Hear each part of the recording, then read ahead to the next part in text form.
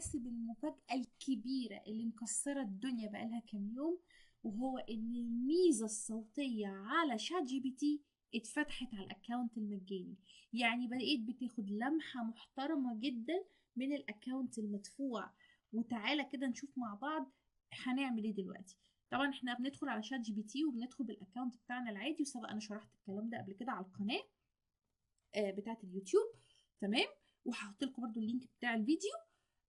دلوقتي انا جاست ان انا دخلت على تشات جي بي تي، ادي يوز الفويس مود. تمام. ويلا نشوف السحر مع بعض. ازيك عامل ايه؟ Hey there, what's up? ممكن نتكلم بالعربي؟ طبعا، تحب تتكلم عن ايه؟ عاوزاك النهارده تعمل لي صورة او دياجرام بيبقى فيه كل القوانين بتاعة الفوليوم في الماس لكل 3D shapes. ممكن تعمل لي حاجة كده زي كده؟ طبعا، خليني اديك نبذة عن قوانين الحجم للاشكال الثلاثية الابعاد.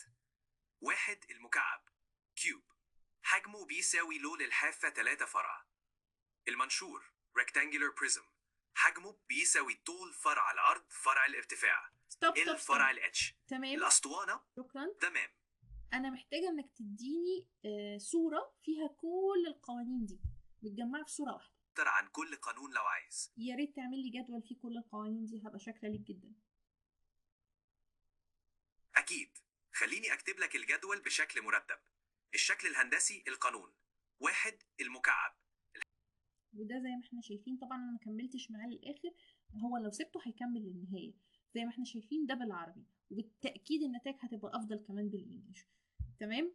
دي كده كانت نبذه مختصره. طبعا انا استخدمته في الماث عشان دي الماده بتاعتي، وانت حضرتك ممكن تستخدمه في اي ماده وتطلب منه اللي انت عاوزه. دي كانت لمحه مختصره كده حبيت فيها اوريكم الميزه الجديده اللي هتقلب الدنيا، والحقوا استخدموها هتساعدكم كتير في شغلكم، سواء كنت مدرس او طالب او حتى اي حد بيشتغل في اي وظيفه. هتقدر تساعده ان هو يرتب شغله، يعمل انفوجرافس، يعمل تيبلز، يعمل ديزاينز. باي ذا واي هو كان لسه عامل لي، يعني انا مش عارفه هفتح لكم حاجه انا كان لسه عاملها.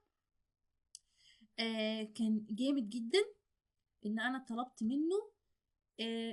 هو ده شايفين عمل لي الصورة دي، وكان الميزة الصوتية برضو ان جمعت فيها كل الاريا، الفورمولاز بتاعت الاريا وكل الفورمولاز بتاعت الفوليوم في شيب واحد. ممكن اديه للولاد كسامري يقدروا يذاكروا منه. جامد جدا. الشكل قدامي هو اللي عامله. تمام. بس محتاج بس انك انت تتعلم ازاي تتكلم معاه وتبقى واضح ودقيق في الحاجات اللي انت طالبها، وهتلاقيه سهل جدا. اتمنى تكونوا اتبسطتوا واشوفكم على خير. باي.